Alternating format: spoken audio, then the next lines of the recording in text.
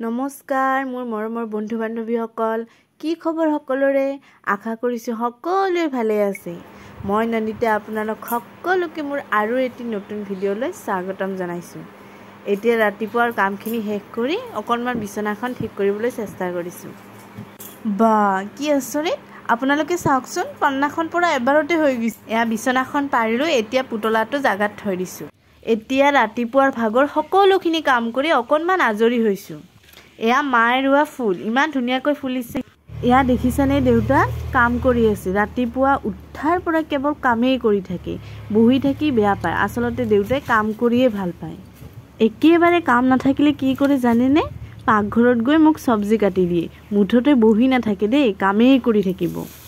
আজি ইমান ৰ'দ দিছে সূৰ্য দেৱতাৰ খং উঠিছে দেই দেউতাও কাম কৰি আছে অকনমান চৰপট বনাই দিলে খাই ভাল পাব নহয়নে এয়া গছৰ পৰা নেমু এটা ছিঙিলো এতিয়া চৰপট বনাম এয়া চৰপট বনাই দেউতাকো দিছো এতিয়া অকনমান ময়ো খাম